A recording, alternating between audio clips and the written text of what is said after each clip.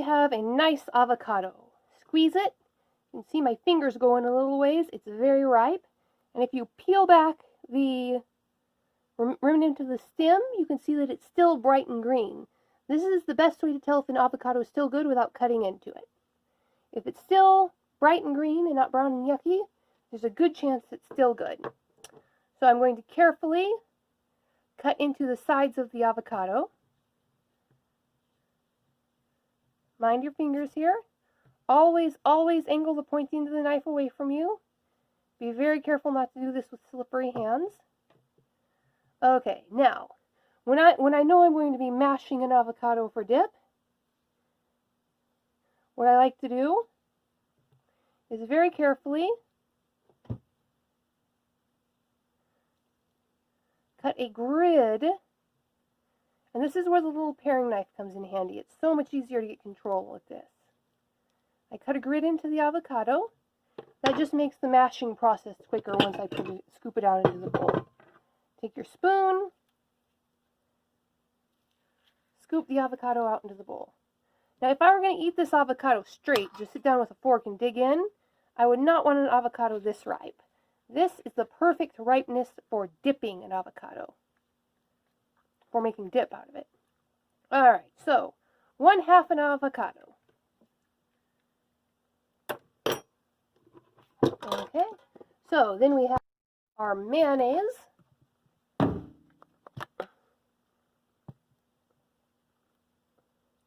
About 2 tablespoons of mayonnaise for 1/2 an avocado.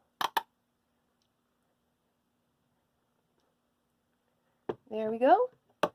Use a spoon to get the rest of that mayonnaise out of there. Now, scallions.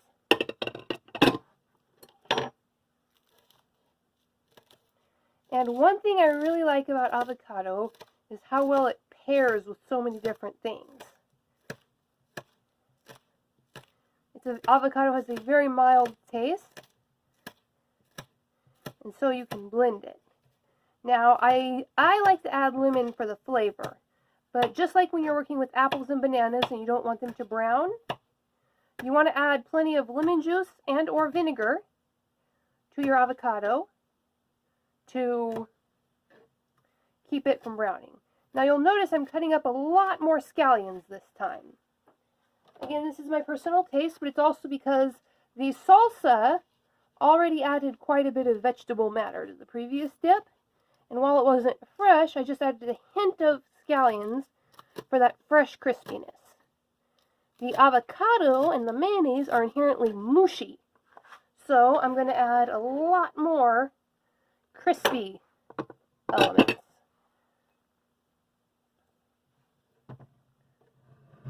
Okay, next up, you saw me washing that zucchini earlier. This is where the grater comes in. Zucchini, like avocado, has a very mild, nondescript flavor and texture. This makes it excellent for blending with other things. You can sneak zucchini into pretty much any dish that you're going to cook or mash or blend in any way, and no one's going to notice. Because zucchini's sneaky like that. And I am putting in about 1/3 cup of zucchini here. Again, it's to your own taste. You may not like that much zucchini in your dip. It makes it a little stringy, but that's my taste. In general, I found that most people would prefer about 2 tablespoons of grated zucchini in a batch of dip this size. Now, there's still some body left to the avocado, so you got to mash it a little, get it worked up in there. Now, seasonings. The salsa added most of its own seasonings, but for this one, we're going to have to give it a little flavor. I'm going to add a 1/4 teaspoon of pepper and a 1/4 teaspoon of salt.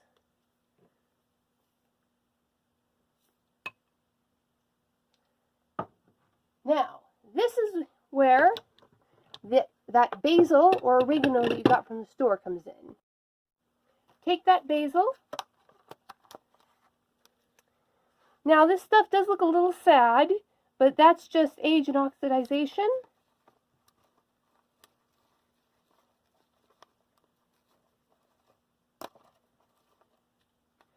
And we're not going to want to use too much. So these smaller leaves will do just fine. Dice it up.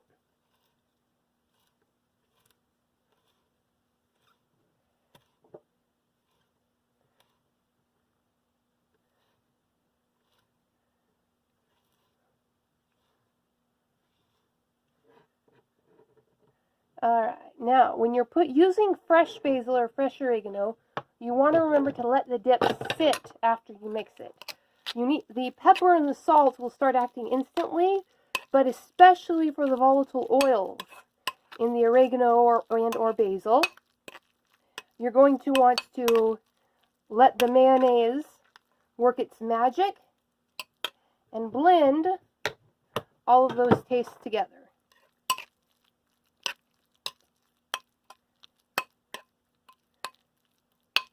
And there you have it, a nice green